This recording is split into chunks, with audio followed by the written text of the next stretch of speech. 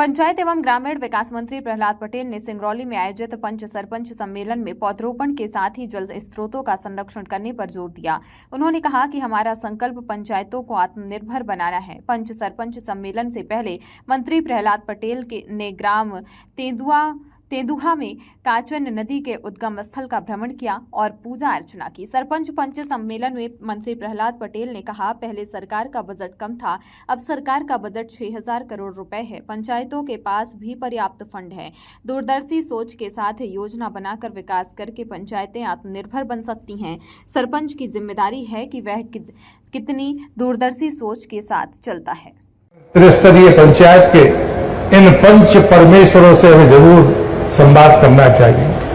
मित्रों, जब गांधी ने पंचायती राज की कल्पना की थी तब कभी अधिकार की बात नहीं थी, सिर्फ कर्तव्य की बात थी कि आपका गांव आपके सुपुर्द है, यहां की शांति आपकी जिम्मेदारी है, यहां की जरूरतें आपके गांव में ही पूरी हो, ये आपकी जिम्मेदारी है। पंचायतों के स्वावलंबन के लिए पंचायती राज की कल्पना की गई थी, लेकिन कालांतर में आजादी के बाद दशक निकलते गए, परिस्थितियां बदलती गई, संसद में कानून बन गया, हमको अधिकार मिल गए और पंचायती राज कानून ने हमको अधिकार दिए। आज हर जनप्रतिनिधि से अगर पूछो, अगर उसके पास अगर कोई मांग होती है तो या तो पैसे की मांग होती है या फिर अधिकार की मांग होती है, इसके अलावा कोई वो बात करने के लिए तैयार नहीं है। जब मैं मंत्री बना तो सबसे पहले मैंने 3 दिन की कॉन्फ्रेंस बुलाई। पहले दिन जिला पंचायत का अध्यक्ष और जिला पंचायत के सीओ, दिन भर उनसे बातचीत हुई। दूसरे दिन जनपद के अध्यक्ष और जनपद के सीओ और तीसरे दिन जिला पंचायत के सदस्य। लेकिन जनपद के सदस्य, सरपंच और पंच, उनसे मैं 1.5 साल में बात नहीं कर पाया था। तब मैंने सोचा कि जल गंगा संवर्धन अभियान में उनसे भी बातचीत करनी चाहिए। मित्रों, आपके अधिकारों से मुझे कोई परहेज नहीं है।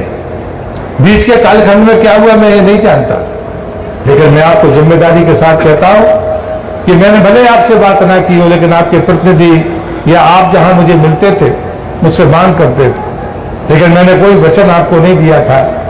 लेकिन 15 लाख का अधिकार हमारे सरपंचों को था, मैंने उसे 25 लाख किया। ये मेरी सफलता है और इसमें आपको खुशी होगी। लेकिन जब मैंने दूसरी बात पूछी कि ऐसी कितनी पंचायत है इस मध्य प्रदेश के भीतर जहां पर भवन नहीं है, एक लाइन में उत्तर आया, 1400 तो नई पंचायत है और बाकी लगभग इतनी और है जहां भवन है ही नहीं। अरे बिना पंचायत भवन के कोई पंचायत चल सकती है क्या? पंचायत एक ऐसा तंत्र है, ऐसी संस्था है जिसके पास में अगर रिकॉर्ड हो तो दुनिया में सबसे बेहतर रिकॉर्ड वो हो सकता है। हमें किसी परीक्षण की जरूरत नहीं पड़ेगी, क्योंकि एक व्यक्ति को जानता है, उसकी परिस्थितियों को जानता है।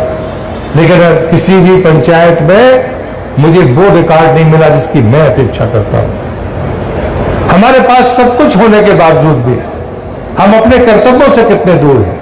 मैं पंचायत के सरपंचों से दूसरा निवेदन करता हूं, आपने अपने कार्यकाल में कुछ पौधे लगाए होंगे, कभी पलटकर देखा कितने बचे?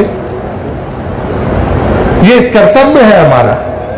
और जब कोई वृक्ष लगाता है तो वो अपने लिए नहीं लगाता, अपने बेटे के लिए नहीं लगाता, अपने नाती पोतों के लिए लगाता है। गांव में कोई आम का झाड़ होगा, कोई पीपल का होगा, कोई वड़ का झाड़ होगा। कोई भाग्यशाली होगा जो कह पाएगा कि फलाने लोग के परखों ने लगाया, वरना आप बता नहीं पाएंगे कि पौधा किसने लगाया। वो पौधा पीढ़ियों से हमको छांव दे रहा है, लकड़ी दे रहा है, ऑक्सीजन दे रहा है, और जड़ों में इकट्ठा पानी वो भी धीरे धीरे करके हमको वापस कर रहा है। मैं आपसे पूछता हूं, अगर धरती में बीज टपक कर नीचे गिरता है या आप लगाते हो, वो वृक्ष बनता है और फिर से बीज आपको वापस करता है।